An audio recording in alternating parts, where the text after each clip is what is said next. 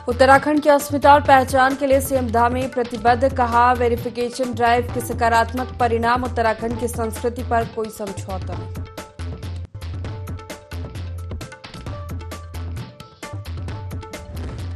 हरिद्वार में सीएम धामी ने की अखिल भारतीय संस्कृत संगोष्ठी की शुरुआत, संस्कृत को बोलचाल की भाषा बनाने पर दिया जोर, कहा संस्कृत को जन जन की भाषा बनाने के लिए सरकार का संकल्प।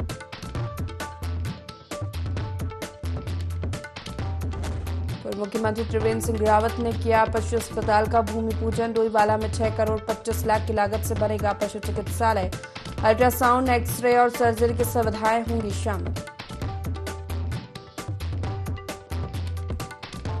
टनकपुर पिथौरागढ़ एनएच 4 दिनों से बंद, सैकड़ों यात्री फंसे, जरूरी सामान की भारी कमी।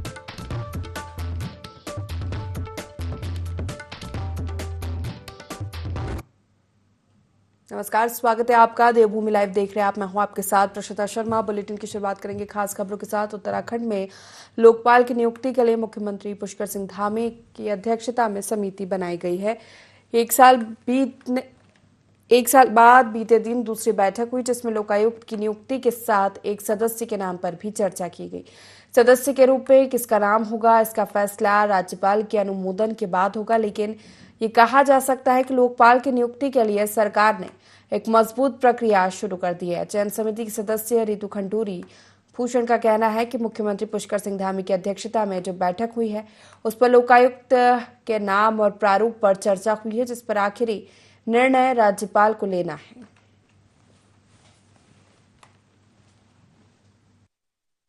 चेयरमैनशिप के उसमें एक बैठक हुई है, जिसमें मैं भी थी और हमारे जस्टिस मनोज तिवारी जी भी थे। एलओपी साहब नहीं पहुंच पाए थे, लेकिन उसमें हम थे और अफसरान थे, और उसमें अब ये प्रक्रिया शुरू हुई है। लोकायुक्त को कैसे चुना जाएगा, कौन बनेंगे, किस तरह से बनेंगी, क्या समिति होगी, कैसी समिति होगी, कैसे समिति बनाई जाएगी, उस पर चर्चा हुई।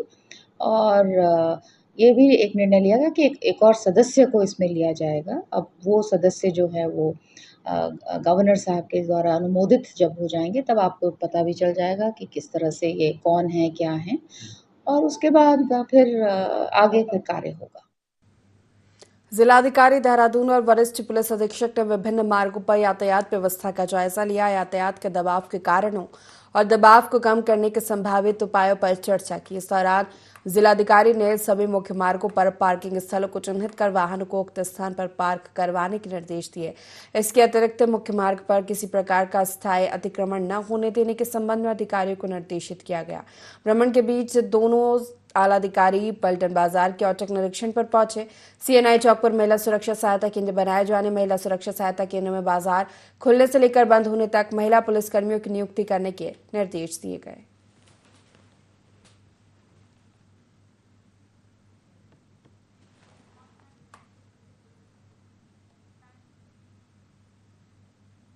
ओला, उबर, ब्ला और रैपिडो कंपनी ने देहरादून में बिना एग्रीगेटर लाइसेंस के वाहनों के संचालन की शिकायतों पर सख्त रुख अपनाते हुए आरटीओ शैलेश तिवारी के निर्देशन पर प्रवर्तन दलों ने विभिन्न क्षेत्रों में चेकिंग अभियान चलाया।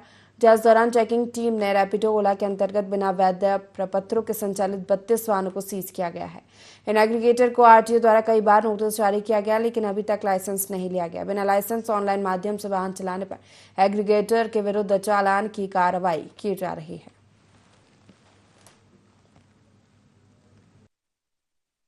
एग्रीगेटर होते हैं, डिजिटल मार्केट प्लेस होते हैं। ये ऐप बेस्ड कंपनियां हैं, जैसे ओला, उबर है, रैपिडो है, ऐसी कंपनियां हैं जिन्होंने यहाँ रजिस्ट्रेशन मतलब लाइसेंस नहीं लिया है उत्तराखंड का और यहाँ संचालन कर रहे हैं।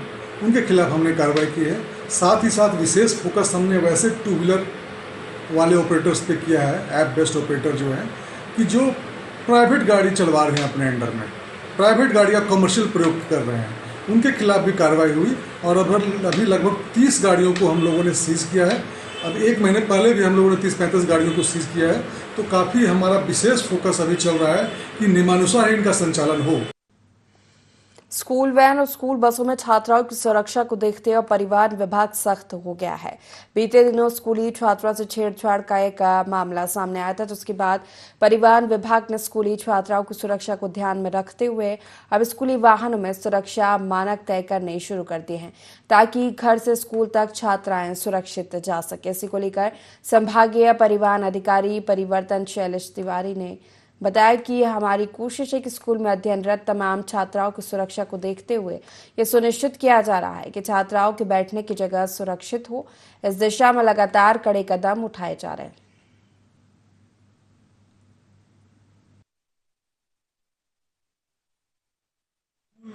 जाने वाले जो बच्चे हैं उनकी सुरक्षा के लिए वो स्कूल वैन में बैठते हैं या स्कूल बस में बैठते हैं, किसी भी गाड़ी में वो जा रहे हैं, तो हमारा पर्पस है कि वो सुरक्षित होकर के स्कूल जाएं। अभी हम लोगों ने अभी बीच में शिकायत मिली थी कि स्कूल वैन में स्कूली छात्रा से बदतमीजी और छेड़छाड़ की, तो उसी रेफरेंस में हम लोगों ने कोशिश किया है कि कैसे बच्चों को सुरक्षित रखा जाए स्कूल वैन और स्कूल बसों में। कांग्रेस की दूसरे चरण की केदारनाथ धाम प्रतिष्ठा यात्रा संपन्न हो चुकी है।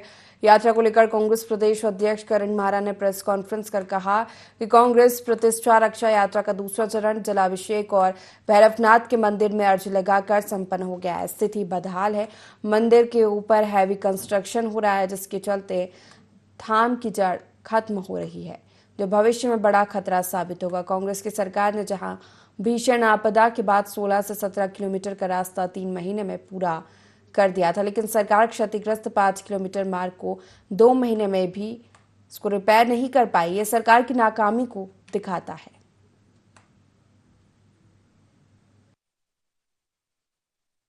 प्रतिष्ठा रक्षा का दूसरा चरण जलाभिषेक और भैरवनाथ के मंदिर में अर्जी लगाकर पूरा हुआ, और मैं सभी केदारनाथ प्रतिष्ठा रक्षा यात्रियों को और जिन लोगों ने सहयोग किया और पूरी प्रेस और मीडिया को भी धन्यवाद देता हूं। आपकी कवरेज से लोगों में अवेयरनेस आई। स्थितियां बदहाल है, लोकल के लोग बहुत परेशान हैं और ऊपर मंदिर में के आसपास हैवी कंस्ट्रक्शन हो रहा है, जड़ खोखली हो रही, जो आने वाले भविष्य के लिए बहुत बड़ा खतरा होगा। जहां कांग्रेस की सरकार ने 16 से 17 किलोमीटर 3 महीने में पूरा मार्ग बना के दिया था, भीषण आपदा के बाद 14 के, आज 2.5 महीने 2 महीने से ज़्यादा हो गए और वहाँ 5 किलोमीटर का जो रास्ता क्षतिग्रस्त हुआ है उसको रिपेयर करने में भी सरकार नाकाम है। तो यही मैं कहना चाहता हूँ कि सद्बुद्धि आए। हमारा एक प्रयास सफल रहा है कि मंदिर का निर्माण रुका है, लेकिन शिला नहीं आई।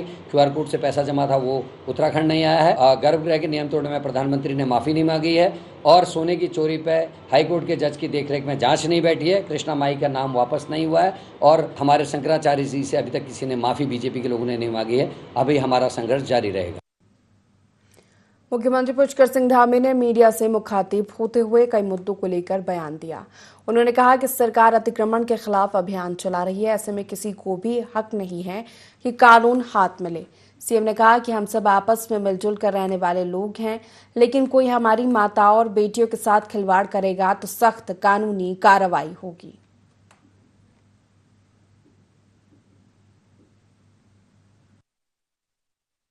मूल विषय ये है कि राज्य का जो हमारा यहाँ का मूल स्वरूप है, जो यहाँ का एक हमारा राज्य की अवधारणा है, वो अवधारणा बनी रहनी चाहिए।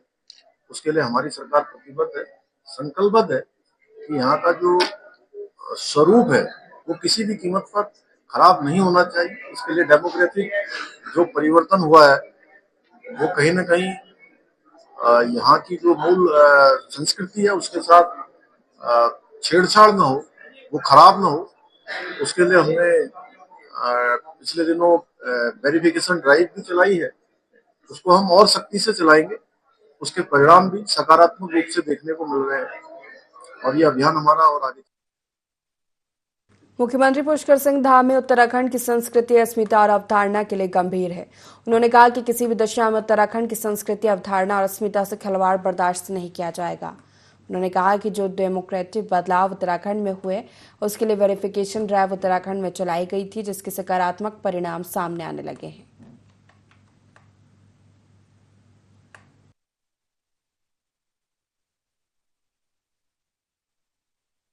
मूल विषय ये है कि राज्य का जो हमारा यहाँ का मूल स्वरूप है, जो यहाँ का एक हमारा राज्य की अवधारणा है वो अवधारणा बनी रहनी चाहिए।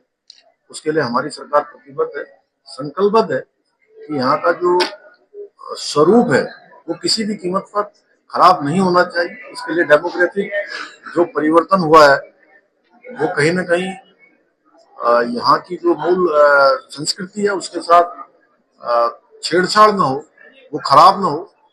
उसके लिए हमने पिछले दिनों वेरिफिकेशन ड्राइव भी चलाई है, उसको हम और सख्ती से चलाएंगे।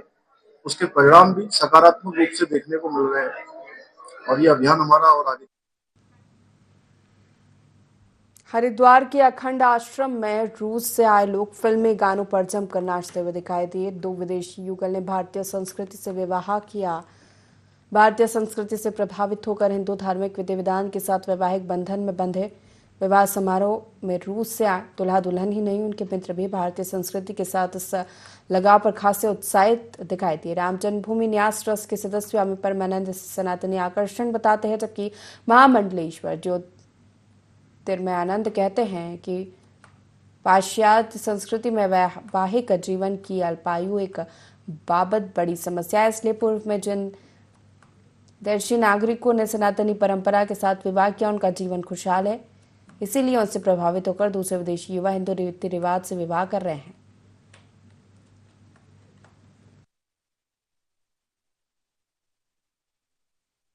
है, मास्को है, चिलियावेंस है, अनेक प्रांतों से हैं। ये साधना शिविर में आते हैं, ध्यान सीखते हैं, योग करते हैं, प्राणायाम करते हैं, तो वो इससे भी प्रभावित है।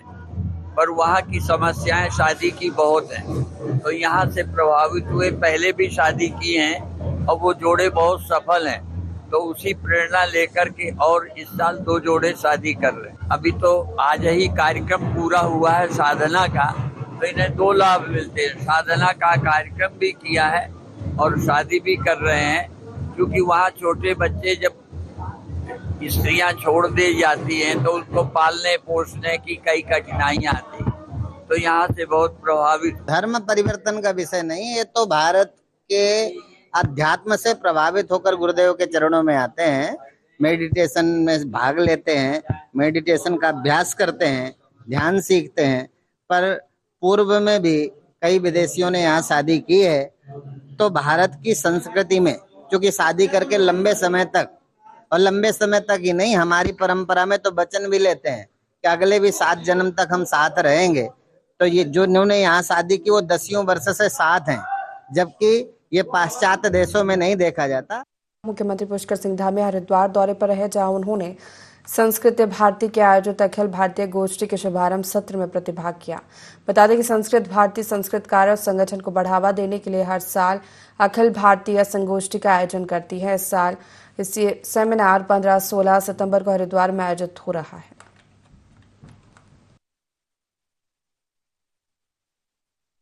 जहाँ तक मैं समझ सका हूँ कि संस्कृत भाषा अन्य भाषाओं की तरह केवल अभिव्यक्ति का साधन मात्र नहीं है, बल्कि यह मनुष्य के संपूर्ण विकास की कुंजी है। अगर मनुष्य का संपूर्ण विकास किसी भाषा के साथ होता आया है, वो तो न नया है न पुराना है, बल्कि जो हमेशा था, हमेशा है और हमेशा रहने वाला है, वह संस्कृत भाषा के साथ ही रहने वाला है। और संस्कृत भाषा के सहारे हमारी जितनी मानव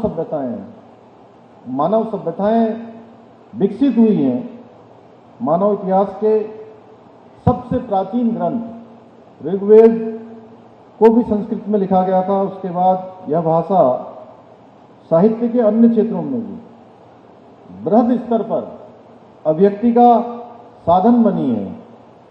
सनातन संस्कृति के इतिहास और वैदिक काल को देखें तो समस्त वेद, पुराण और शास्त्रों की रचना अगर केवल किसी भाषा में की गई है तो वो संस्कृत भाषा में की गई है। संस्कृत भाषा अनादि और अनंत है। जो संस्कृत भाषा है उसका जो शब्द भंडार है वो बहुत बड़ा है, और माना जाता है कि वर्तमान में संस्कृत के शब्दकोश में 102 अरब 78 करोड़ 50 लाख शब्द हैं। चंपावत जिले में 2 दिन में हुई मूसलाधार बारिश से हुए नुकसान की खबरें अब सामने आने लगी है। भाजपा जिला उपाध्यक्ष मोहित पाठक ने जानकारी देते हुए बताया कि मूसलाधार बारिश से सीमांत ठुलीगाड़ा में बना पैदल पुल ठुलीगाड़ के उफान में बह गया। पाठक ने बताया एकमात्र पैदल पुल बहने से रोसाल क्षेत्र का मडला क्षेत्र से संपर्क पूरी तरह कट गया है। साथ ही क्षेत्र के प्रमुख आस्था के केंद्र नगरू घाट धाम और नेपाल की आवाजाही पूरी तरह बंद हो चुकी है। पाठक ने कहा कि पुलिया बहने से क्षेत्र के लगभग 15 गांव के सैकड़ों ग्रामीण प्रभावित हो गए। उन्होंने बताया क्षेत्र के ग्रामीण सवधा व पूजा पाठ के लिए नगरू घाट जाते हैं। इसके अलावा नेपाल के लोग भी इसी पुल से पैदल आवाजाही करते हैं।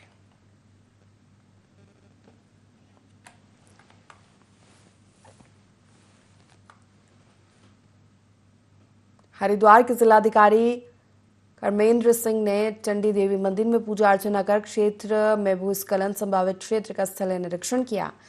कहा कि भूस्खलन संभावित क्षेत्र के स्थायी समाधान के लिए कार्य योजना बनाकर भेजी जाए। डीएम ने श्यामपुर कांगड़ी में गंगा के जलस्तर बढ़ने पर प्रेम निवास के पास सीसी ब्लॉक का निरीक्षण किया, जो अत्यधिक वर्षा होने पर जल के बहाव को डायवर्ट करने के काम में आता है। उन्होंने सिंचाई विभाग के अभियंताओं को निर्देश दिए कि पानी को डायवर्ट करने के लिए किए जा रहे कार्यों में तेजी लाई जाए और कार्य योजना को इस प्रकार अंजाम दिया जाए कि जलस्तर बढ़ने पर भू कटाव की स्थिति उत्पन्न न हो।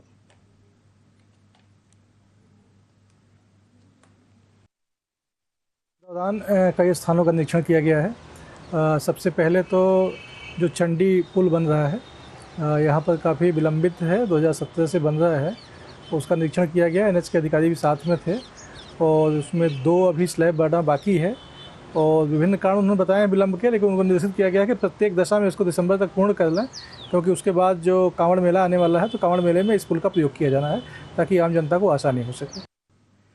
माणा मणिभद्रपुर गांव में माता मूर्ति मेला उत्सव की धूम है। इस देव उत्सव में शरीक होने हजारों श्रद्धालु बद्रीपुरी पहुंचे हुए। माता मूर्ति मंदिर के आसपास श्रद्धालुओं का जमावड़ा लगा हुआ है। सुबह श्री नारायण प्रभु के बालभोग के बाद भगवान श्री बद्री विशाल के सखा उद्धव जी की डोली मुख्य पुजारी रावल अमरनाथ नंबूदरी और धर्माधिकारी वेद पाठी आचार्य अगणों की उपस्थिति मंदिर के सिंह द्वार से बाहर निकलकर माता मूर्ति से मिलने माणेगांव स्थित माता मूर्ति मंदिर रवाना हुई।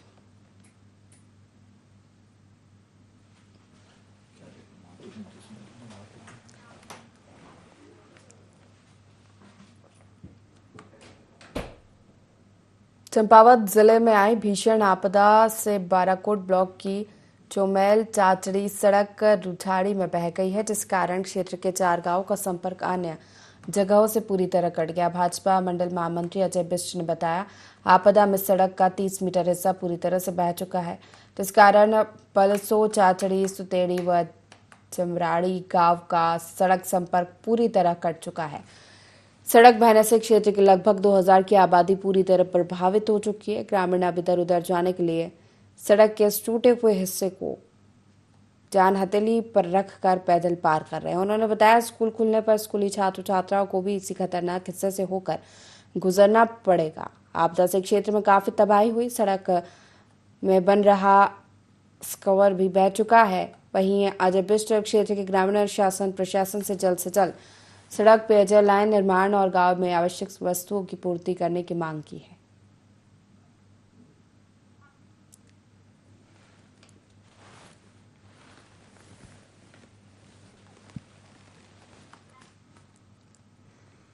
बागेश्वर शहर में लचर पड़ी व्यवस्थाओं को दुरुस्त करने के लिए जिलाधिकारी आशीष भटगाई और बागेश्वर विधायक पार्वती दास ने मोर्चा संभाल लिया।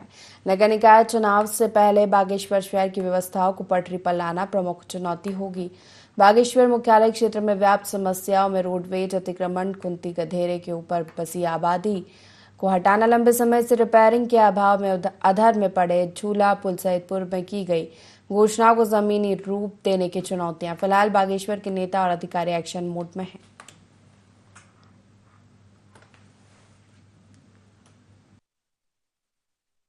कुंती नाले का निरीक्षण किया गया है। ये बताया गया था कि पूर्व में भी यहाँ से जो नाला और गार्ड निकलता है उससे काफ़ी नीचे क्षति की संभावना बनी रहती है। तो उसके संबंध में सिंचाई खंड जो है बागेश्वर का, उसके द्वारा यहाँ पर उपचारात्मक कार्य कुछ किए जा रहे हैं, तो उसका भी निरीक्षण किया गया है और उनका जो डिटेल प्लानिंग बनी हुई है उसको भी देखा गया है और आगे इसमें क्या और बेटर इसमें उपाय किए जा सकते हैं तो उसके संबंध में चर्चा की गई है और उसी के संबंध में निरीक्षण यहाँ पर किया गया है। विधानसभा में काफ़ी काम हुए हैं, जो जैसे यहाँ झूला पुल का हो गया और उसके लिए भी हमारी वो अभी टीम आएगी अभी और उसका पूरा आगड़न बना करके फिर वो झूला पुल को ठीक करेंगे। और उसके बाद एक कुंती के देरा वाला है, इसमें भी DPR तैयार हो गई है, इसमें भी काम लगने वाला है। और एक हमारा जो डिग्री कॉलेज काफलीगैर वो भी स्वीकृत हो गया है और उसमें भी 100 करोड़ रुपए का भी भुगतान होना है, तो वो भी शुरू हो जाएगा कॉलेज का कार्य। और एक हमारा खोली का जो 200 बेड का हॉस्पिटल है वो भी हो जाएगा। जिले में चारधाम यात्रा फिर से जोर पकड़ रही है। यमुनोत्री और गंगोत्री धाम में बीते दिनों 6000 से अधिक श्रद्धालुओं का आगमन हुआ। इसके साथ ही इन दोनों धामों में इस यात्रा काल में श्रद्धालुओं का आंकड़ा 12 लाख की संख्या को पार कर गया है। इस बार दोनों धामों में हेली सेवाओं के जरिए भी बड़ी संख्या में तीर्थयात्रियों का आवागमन हो रहा है, जिसे देखते हुए प्रशासन ने यात्रा से जुड़े इंतजामों को चाक चौबंद करने के साथ ही यात्रा को सुरक्षित व सुव्यवस्थित तरीके से संपन्न कराने के लिए सभी आवश्यक प्रबंध सुनिश्चित किए गए। मानसून के विदाई के दौर में यमुनोत्री और गंगोत्री धाम में तीर्थयात्रियों का आवागमन बढ़ने से धामों के साथ ही यात्रा मार्गों और पड़ावों पर चहल पहल दिनों दिन बढ़ती जा रही है।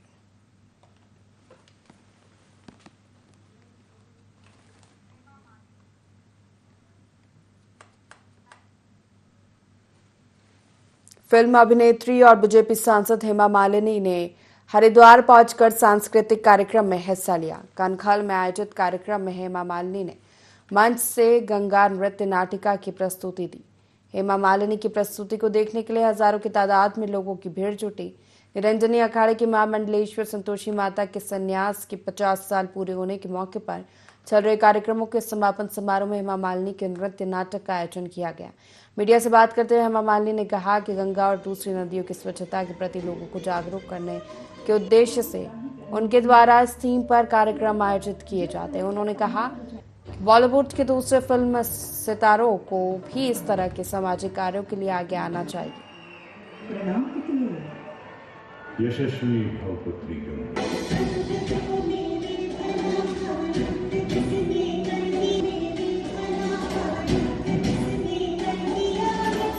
कितने युगों से गंगा जी बह रही है हमारे देश में और हमारा पूरा कर्तव्य है उसे कितना साफ सुथरा रखना, लेकिन ये रख नहीं पा रहे हैं। वैसे हालत हमारी सारे नदियों का है।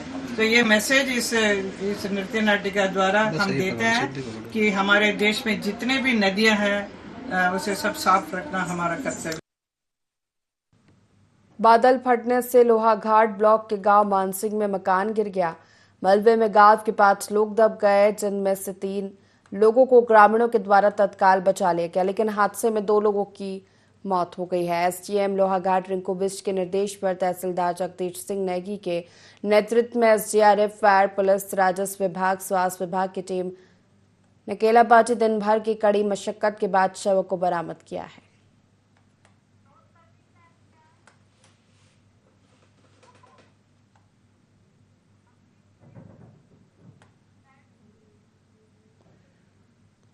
प्रदेश के कृषि एवं ग्राम विकास मंत्री गणेश जोशी ने नई दिल्ली में केंद्रीय कृषि एवं ग्रामीण विकास मंत्री शिवराज सिंह चौहान से भेंट की। इस अवसर पर कृषि मंत्री गणेश जोशी ने केंद्रीय कृषि मंत्री शिवराज सिंह चौहान को जैविक उत्पादों से निर्मित किट और रेशम से निर्मित शॉल भेंट की। उन्होंने केंद्रीय मंत्री को उत्तराखंड में होने वाले कार्यक्रमों के लिए आमंत्रित किया। इस दौरान सुबह के ग्राम विकास मंत्री गणेश जोशी ने प्रधानमंत्री ग्राम सड़क योजना के अधूरे कार्यों की समय सीमा को मार्च 2025 तक बढ़ाने के लिए केंद्रीय मंत्री शिवराज सिंह चौहान का आभार प्रकट किया।